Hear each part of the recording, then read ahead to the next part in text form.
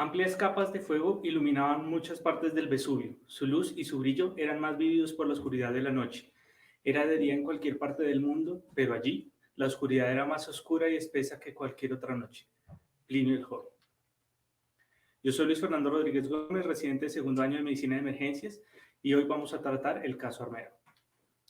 Antes que nada quiero hacer un descargo, un disclaimer, acudiendo a las palabras de un profe. Los desastres son inmanejables, entonces el manejo que podamos hacer de estas situaciones realmente se nos queda corto como médicos e inclusive como humanidad. Y lo siguiente es que en el retroscopio todo era obvio y que puede que en algún momento esta charla pueda sonar crítica y juzgando algunos aspectos, pero en el momento de tomar las decisiones críticas puede ser muy difícil. ¿Por qué no sucedió lo que nos sucedió? Bueno, pues entonces la cordillera de los Andes está ubicada en lo que hemos denominado como humanidad el Anillo del Pacífico, que es una extensión que se localiza entre unión de varias placas tectónicas, que es lo que ha generado que en esta parte del mundo, especialmente en Asia y en nuestro continente, en toda la cordillera de los Andes, haya una gran actividad sísmica y volcánica. Esto es la localización normal, pues no normal, sino la localización de nuestro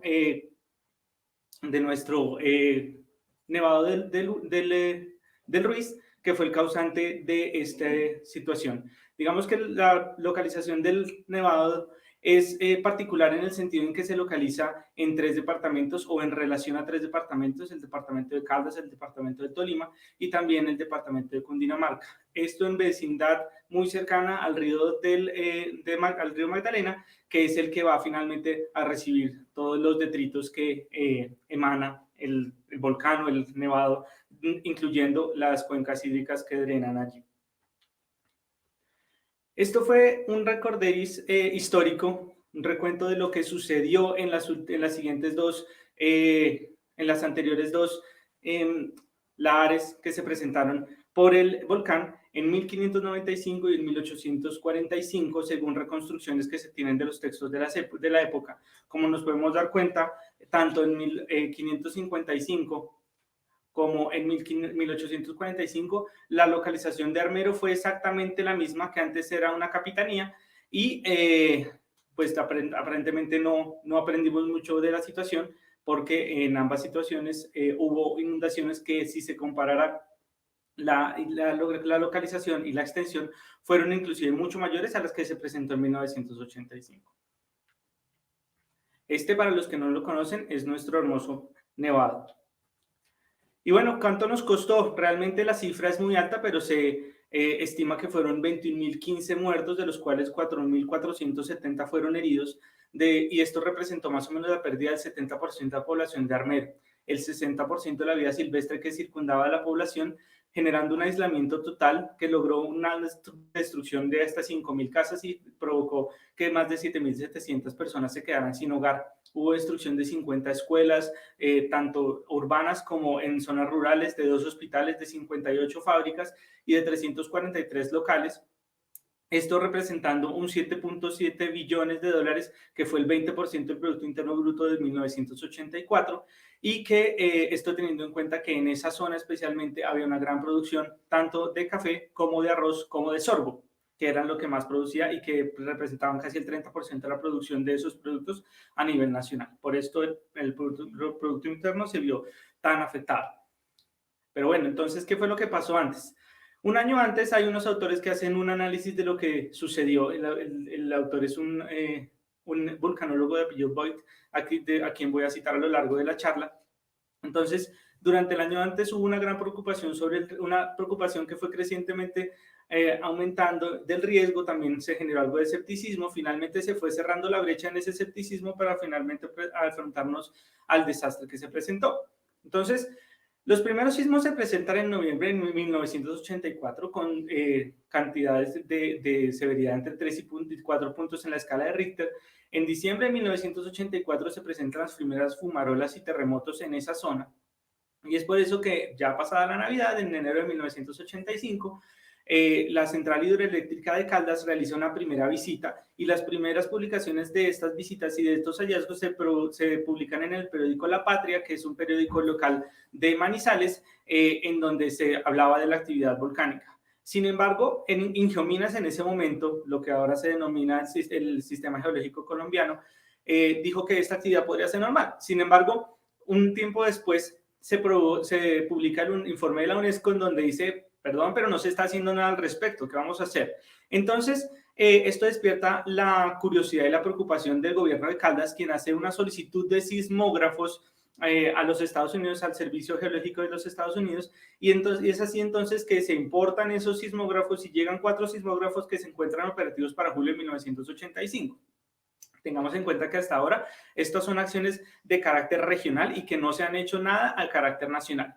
Finalmente, siguiendo con esta línea de tiempo, la alcaldía de Manizales y la gobernación de Caldas solicitan en agosto del 85 una ayuda del Swiss Disaster Relief Corps, que en ese momento lo que hace es enviar un equipo de geólogos y vulcanólogos, además de equipo para monitorear la actividad del volcán.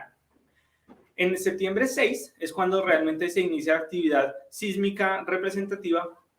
presentándose en septiembre 11 la primera erupción freática que generó una avalancha que bloqueó la vía entre Manizales y Murillo, pero en ese momento, como no hubo víctimas, no se generó ningún tipo de evacuación. Sin embargo, se generó una alerta en los ríos Gualí, Lagunillas y Azufrado, que son los que están en vecindad de los municipios de Guayabal, Líbano, Chinchiná y también de Armero. En septiembre del 2018, los canales nacionales asisten a monitorear la actividad sísmica y es allí donde el alcalde de Armero de ese momento, el doctor Rodríguez, hace lanza una alarma diciendo por favor ayúdenos, y sin embargo nadie le prestó atención. Puesto que entre septiembre 20 y el septiembre 20 llegó una comisión del Servicio Geológico de Estados Unidos y dijo simplemente tranquilos, no hay un riesgo más allá de los 10 kilómetros alrededor del cráter del volcán, no se preocupen. Finalmente, cuando ya esto va sucediendo, el gobierno nacional se da cuenta de que esto está teniendo una importancia de pronto de carácter regional y nacional, y entonces es ahí donde Ingeominas unifica esfuerzos con los geólogos que había solicitado el departamento de Caldas y se genera un primer mapa preliminar de riesgos en donde simplemente decían para la población de Manizales no hay riesgo, no se preocupen, sin embargo, y abro comillas, Armero tendría que evacuar en 2 horas. ¿Qué pasó con estos mapas que se generaron? Pues que para esta época únicamente se produjeron 10 copias de este documento, las cuales pues quedaron en las manos de los entes reguladores y realmente nunca llegó al pueblo. Esto pues teniendo en cuenta el aislamiento tecnológico y de comunicación para el año 85, pues es una cosa muy importante. Entonces esto generó que hubiera mucha desinformación tanto en medios escritos como en medios radiales y televisivos, y que los mapas que se presentaran a los medios no tuvieran Armero o no tuvieran en cuenta la situación de Armero en esta eventualidad. Este fue el primer mapa que se presentó en donde veíamos que Armero tenía un alto riesgo de la ARES, si ustedes lo ven, pero lo ven fuera del área de influencia, o sea, diciendo Armero no le va a pasar nada. Sin embargo, en el siguiente mapa que se presentó dijeron, bueno, puede que sí le produzca algún daño, sobre todo en una escala alta o moderada de la ARES, pero por ahora no hay necesidad de evacuar. Pero sin embargo, a la población se le presentó fue esto. Este fue el mapa que fue publicado en el periódico El Tiempo en el año 85. Si ustedes se dan cuenta, Armero está completamente por fuera de la zona de influencia de los lahares y de los deslizamientos, y por esto era que la población, digamos, estaba, entre comillas, tranquila de que nada iba a suceder porque pues los entes reguladores no habían hecho nada al respecto. Pero entonces, ¿qué pasó? En octubre 29 se realizó una primera reunión de alcaldes del Tolima cuando ya dijeron, ok, listo, Caldas va muy avanzado y el Tolima no había hecho nada al respecto. Tengamos en cuenta que en este momento ya llevamos más o menos unos 6 meses de preparación de Caldas con respecto a octubre 26, que va a ser tan solo 15 días antes del desastre, en donde el Tolima empieza a prepararse. De esta reunión de octubre 26 se plantea una reunión siguiente para noviembre 15, la cual por obvias razones no se llevó a cabo porque pues se generó la tragedia antes. El 6 de noviembre, del cual conmemoramos mañana 37 años, se realizó la toma del Palacio de Justicia, lo cual trajo toda la atención nacional hacia ese evento, dejando un poco relegada la atención que estaba generando la actividad sísmica en el volcán. Y entonces es cuando en noviembre 10 se reinicia la actividad volcánica y en noviembre 13 se presenta finalmente la erupción. Entonces, esto pues se genera de la siguiente forma básicamente. El volcán inició con una actividad freática hacia las 15 horas, presentando una erupción como tal hacia las 21 horas. Y esta actividad sismográfica fue documentada entre las 21 y las 21:37. Se le informó a los entes reguladores que estaban en el Comité Nacional de Emergencias y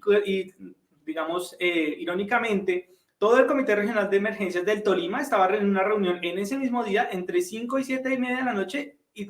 tristemente no se hizo nada durante esa reunión, estando todos ahí presentes para tomar decisiones. ¿Por qué? Porque la información que se tenía de tanto de los mapas como de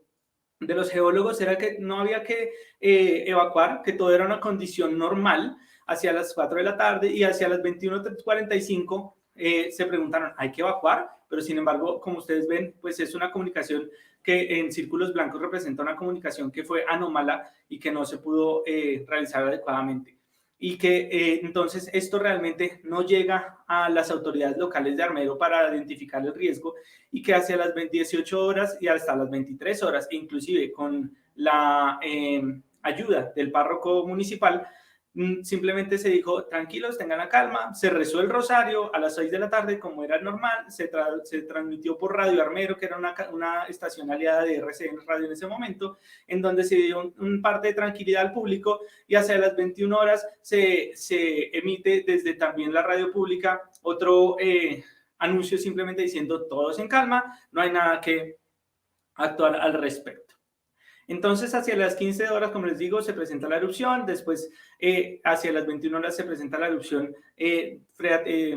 clínica normal, pues no la normal, sino la que se generó en ese momento, desplazando más o menos unos 2.1 millones de metros cúbicos de material, lo cual genera que, teniendo en cuenta que nuestro nevado tiene una capa de hielo en la punta, provoca que el 20% de ese hielo se descongele, y teniendo en cuenta que solamente se necesita un aumento del 10% de la humedad del terreno para generar lahares, entonces se generan lahares en los ríos que van a llegar a una velocidad de hasta 80 kilómetros por hora, en donde, teniendo en cuenta eso y la información que se tenía, Ingiominas hacia las 21 horas dice, recomendamos ahora sí la evacuación. Esto tan solo 5 minutos después de que ya se generara un desbordamiento del lago Nillas y que eso generara la emergencia que se presentó. Entonces, esto es básicamente lo que ocurrió. El lahar se presenta sobre este río que baja por el Líbano, inunda parte del Líbano, pero sigue bajando porque el Líbano realmente estaba fuera de esto y se habían confiado de que días antes había habido un deslizamiento de tierra que había generado una represa que iba a contener parte de los materiales que descendieran por el río Lagunillas, pero sin embargo esto únicamente lo que hizo fue represar la fuerza de las aguas y lo que generó un aumento de su potencial destructivo, generando entonces que al llegar al valle, que era donde estaba Armero, hubiera un explayamiento del material de detritos que generó entonces la tragedia. Teniendo en cuenta pues que Guayabal realmente era una vereda de Armero y que estaba un poco más alto en la geografía, y por esto fue que allí no se presentó ninguna eventualidad. Entonces al día siguiente nos levantamos con este tipo de titulares, lamentables realmente para la época, pero como no tenemos suficientes imágenes, pues aquí les dejo la extensión de la tragedia. Digamos que había un río y el puente se dividía y el puente era lo que comunicaba la parte este con la parte oeste de Armero, y es lo que vemos en la parte central de la fotografía. Pero como a nosotros como colombianos nos gusta un poco más difícil la situación, parece que lo hubiéramos vivido en modo difícil. Entonces, se presentó durante la noche, realmente al otro día hubo lluvias torrenciales que dificultaron mucho la evacuación, además que se presentaron lahares subsecuentes al aumentar la humedad. Realmente fue un área muy extensa la que tuvieron que cubrir con muy poco personal, más o menos unos 36 kilómetros cuadrados, lo que generó que tuviéramos que hacer una evacuación aérea porque en los deslizamientos los terrenos son o están inundados o son muy blandos como para asentar puntos de comando y puntos de evacuación seguros para la población que estamos evacuando y también para los rescatistas. Además teníamos pocos helicópteros y de poca capacidad, teníamos pocos hospitales teniendo en cuenta que el área se había completamente devastado. Los recursos eran de difícil acceso porque también había habido derrumbes por las lluvias, y además teníamos el riesgo de que hubiera guerrillas. Estábamos muy cerca de Marquetalia, que como ustedes saben es área de influencia o era área de influencia en esa época de las Fuerzas Armadas Revolucionarias de Colombia. Entonces, normalmente, ¿cuáles son los riesgos a los cuales nos enfrentamos cuando nos enfrentamos a un desastre por un volcán? Vamos a hablar de cada uno de ellos rápidamente. Los flujos celulares piroclásticas es cuando se da la erupción, es una nube de cenizas y de fragmentos de lava con una mayor densidad que el aire, entonces se genera una caída y colapso de los materiales, generando avalanchas de cenizas de altas velocidades, lo cual tienen unas temperaturas muy altas de 600 a 900 grados centígrados y en humanos generan asfixia, calcinación, quemaduras, muertes por aplastamiento y traumatismo por árboles. Y esto teniendo en cuenta un caso muy conocido que fue el de Martinica en 1902, que borró completamente la población de Saint-Pierre y generó una muerte de 29.000 personas. Las oleadas piroclásticas, entonces, en el departamento de emergencias van a presentar quemaduras, síndromes de dificultad respiratoria por los gases emanados y por las partículas inhaladas y traumatismos consultos. Y la mitigación de eso depende únicamente de la adecuada evacuación y de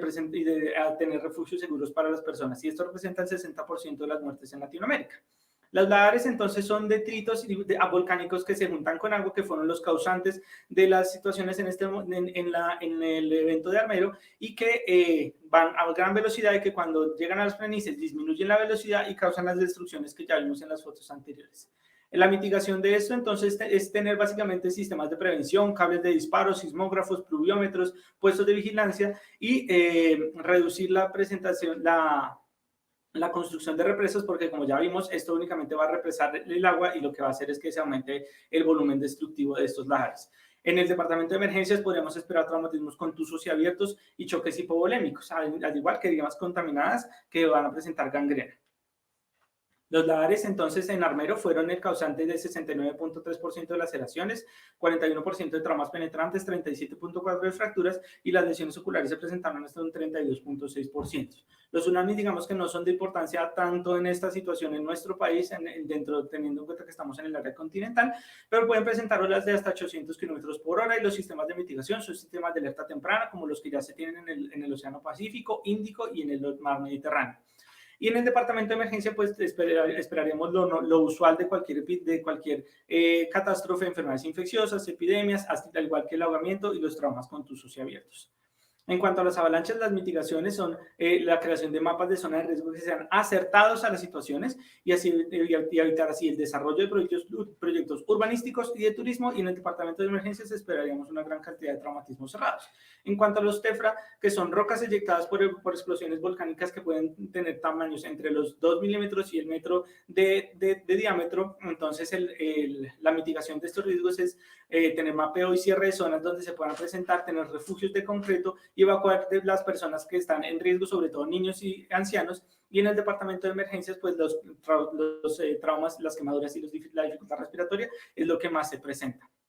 En cuanto a los gases volcánicos, es una mezcla de vapor de agua, de dióxido de carbono, de azufre, de monóxido de carbono y de hidrógeno sulfuro, que lo que va a generar es intoxicación por estos gases, dependiendo de la concentración, al igual que síndromes de dificultad respiratoria. ¿Cuáles son las lecciones aprendidas de esta situación? Que hay que reconocer y documentar el peligro, que debemos evaluar la vulnerabilidad y que no tenemos que tener el miedo a la comunicación del riesgo y de lo que esto pueda generar en cuanto a situaciones de orden público, económico y social. También tener en cuenta que el tiempo es un factor determinante en la creación de planes de desastres y la implementación de sistemas de alerta y que tenemos que anticipar los problemas técnicos teniendo en cuenta que por lo menos en esta situación cuando llegó el LAR se llevó de primerita la planta de energía de Armero generando que todo el pueblo quedara incomunicado y sin luz, lo cual obviamente dificultó tanto la expansión de una onda sonora de alarma como la evacuación. Evitar la desinformación que generan los medios y no subestimar en ningún momento el poder de los lahares. La reducción de riesgo entonces se va a generar con la monitorización adecuada del volcán, la coordinación efectiva entre cuerpos de salud, vulcanólogos y la comunidad y en últimas la educación. La monitoría lo haremos a través de sismógrafos, de verificar la deformación del suelo, la temperatura de la superficie, los niveles de magma y las emisiones de gases. teniendo en cuenta que para el 2019, para los 23 volcanes que está observando el sistema geológico colombiano, se han dispuesto de 665 estaciones y 3 observatorios vulcanológicos que están en la ciudad de Manizales, de Pasto y en la ciudad de Popayán para los 3 sistemas volcánicos grandes que tenemos en nuestro país. La educación es el pilar importante en cuanto a las comunidades. Cada 2 años y de forma secuencial las poblaciones cercanas a los volcanes están teniendo bienales en donde les expresan y les transmiten la información como la que se presenta en este tipo de cartillas que son pues muy puntuales para la población, en donde les explican cómo deben monitorear ellos desde su parte LEGO la actividad del volcán, cuáles son los niveles de actividad que se presentan y dónde tienen que ir a buscar la información. Y es ahí donde también se publican los niveles que tienen la actividad de los volcanes en Colombia, donde a partir del nivel 3, que es cuando se dan los cambios en el comportamiento de la actividad volcánica, es cuando se empiezan a generar los planes de evacuación y de las órdenes que se dan para la planeación de gestión de riesgos desde la Unidad Nacional de Gestión de Riesgos y Desastres. En cuanto a los sistemas de emergencia, tengamos en cuenta que si bien se van a ver expuestos a una gran cantidad de pacientes, realmente la mayor parte de los damnificados van a ser víctimas y no vamos a tener realmente tantos supervivientes, según lo que muestran los casos que se han presentado a lo largo de la historia, donde ustedes ven que la tasa entre los muertos y los heridos realmente es muy diferencial. En cuanto a los centros de salud, tenemos que tener una preparación si logramos hacerlo con tiempo, planear egresos tempranos a pacientes que no requieran hospitalizaciones inmediatas hacia hogares y refugios, cancelación de cirugía programada y también aumentar la capacidad en áreas no críticas, generar procesos para tener población médica y tener asimismo una coordinación institucional para tener también llamados de pensionados, de personal en retiro y llamados de voluntarios para atender estas situaciones, así como el aumento de insumos y tener un plan de transporte adecuado entre estas instituciones. Todo lo anterior para que no tengamos que atender situaciones como esta que se generó en 1985, de donde claramente aprendimos más de nuestra derrota que de nuestras victorias. Muchas gracias.